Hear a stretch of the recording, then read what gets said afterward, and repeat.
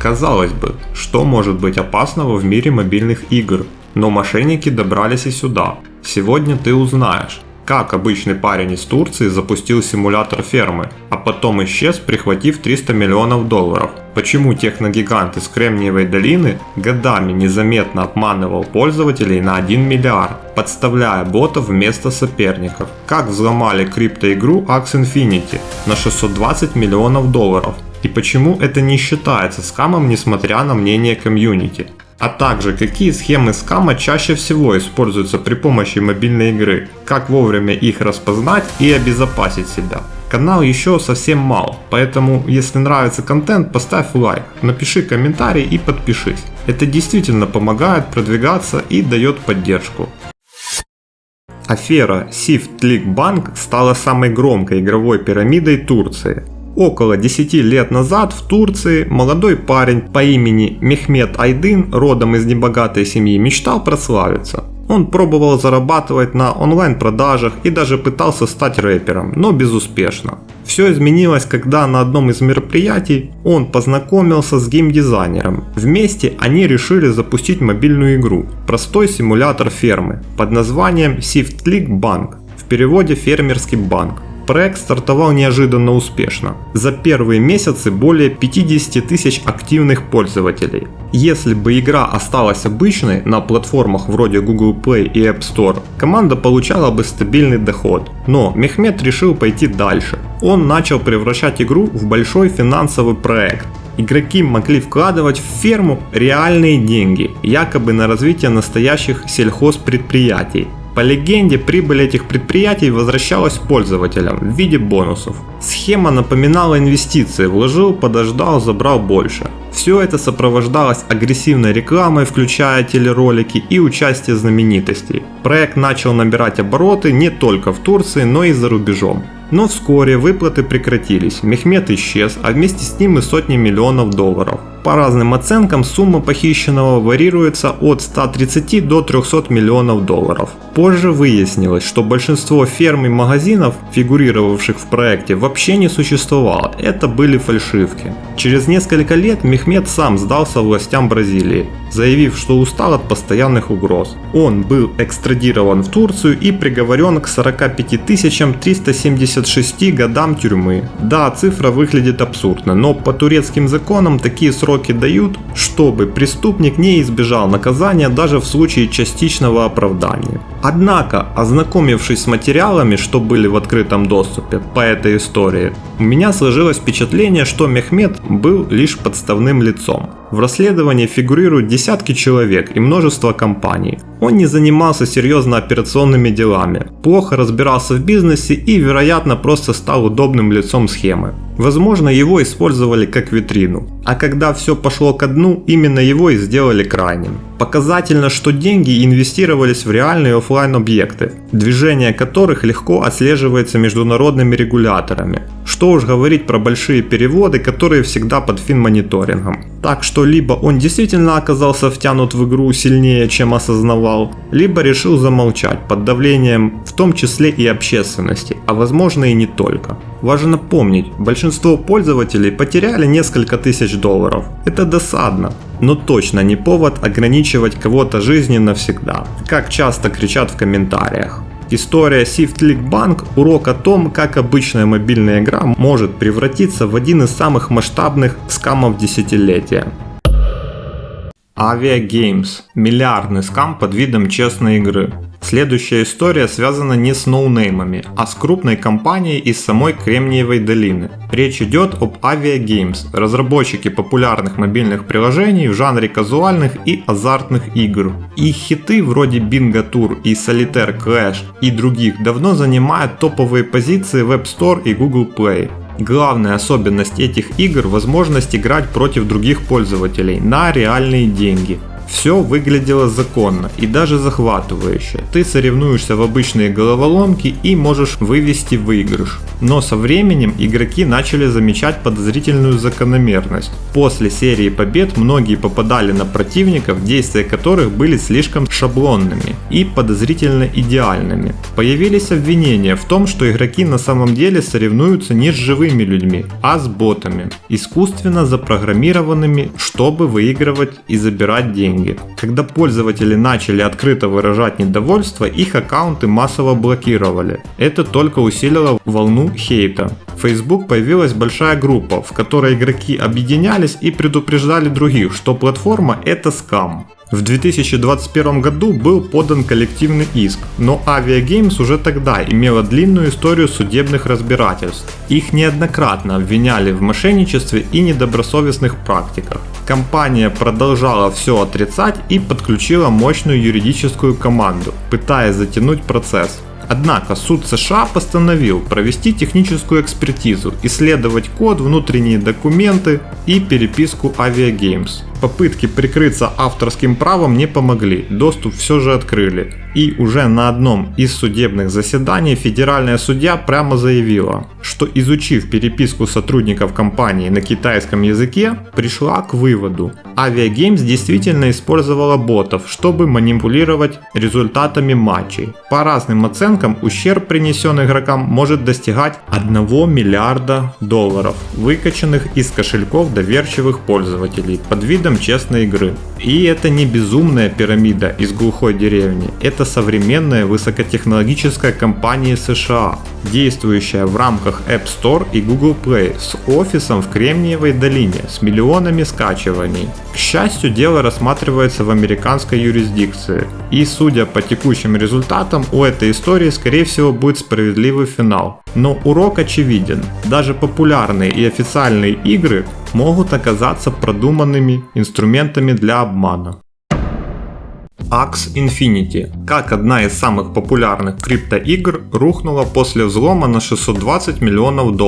Axie Infinity – это, возможно, одна из самых известных игр, построенных на блокчейне. В ее основе NFT-питомцы по имени Axie. Игроки могли их покупать, выращивать, скрещивать и сражаться между собой в формате пошаговых боев. Каждый Axie был уникальным токеном, а внутриигровые валюты – настоящими криптомонетами, которые можно было обменять на реальные деньги. С момента запуска в 2019 году проект быстро набирал популярность, особенно в странах Юго-Восточной Азии. И многие люди с помощью Axie Infinity буквально оплачивали аренду жилья и коммуналку. Игра становилась источником дохода. Но в 2022 году все резко изменилось. Произошел один из крупнейших взломов в истории криптоигр. С платформы было украдено около $620 миллионов в криптовалюте. Как это случилось? По одной из версий, один из разработчиков получил фальшивую вакансию в PDF-файле, отправленный через сайт LinkedIn. В документ был встроен вредоносный код, который позволил злоумышленнику получить доступ к внутренним системам, включая ключи от основного мостового сервиса между сетями Ethereum и Ronin.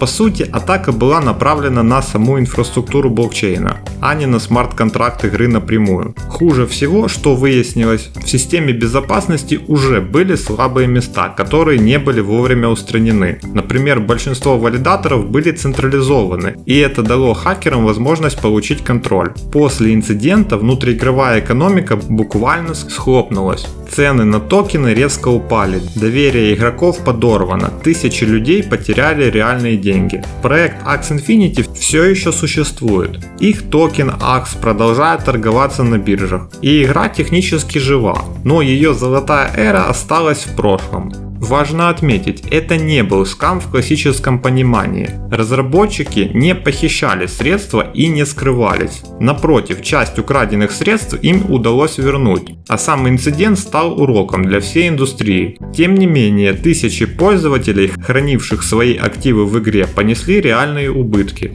История Axie Infinity – яркое напоминание о рисках децентрализованных игр и блокчейн-экономики. Даже самый крупный успешный проект может рухнуть в одночасье, если не уделить должного внимания безопасности. И главное, не стоит вкладывать все в один актив, каким бы перспективным он ни казался.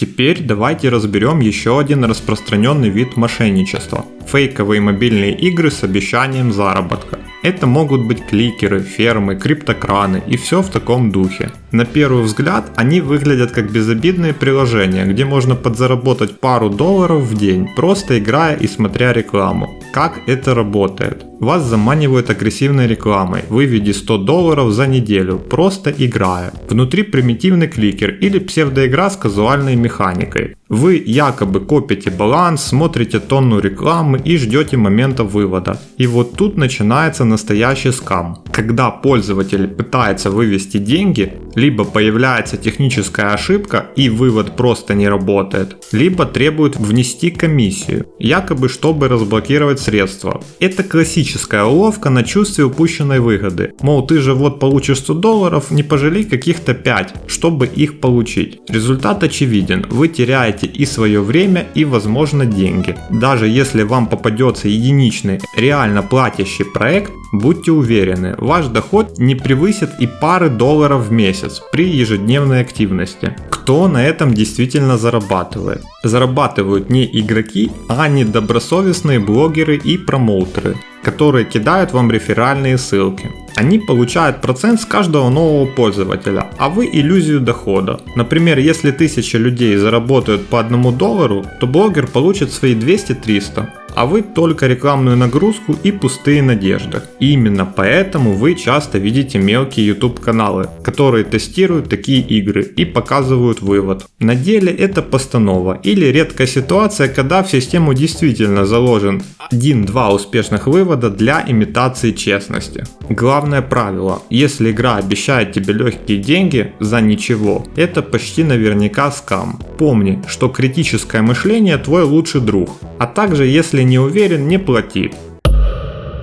Следующий распространенный вид скама – это фейковая реклама мобильных игр. Ты наверняка и сам с этим сталкивался. Листаешь TikTok, Instagram или YouTube Shorts и вдруг видишь яркую киношную рекламу с эпичным сюжетом, крутым героем и геймплеем в духе Diablo 3 или Genshin. Все красиво, сражения, эффекты, масштаб. Невозможно не кликнуть. Но потом ты скачиваешь эту игру и вместо обещанного RPG получаешь убогий клон крестиков-ноликов, головоломку или примитивный матч 3. Именно такой подход используют некоторые скам-студии. Они делают одну обертку для рекламы, а в игре совсем другой продукт. Почему это работает? Потому что чаще всего игра платная, уже на старте. После загрузки ты осознаешь обман, но деньги уже списаны. Ты удаляешь игру, а они продолжают крутить ту же рекламу, просто под другим названием. Да, позже такие приложения часто банят, после многочисленных жалоб, но деньги и время уже не вернуть. Конечно, обычно деньги небольшие, но все равно досадно.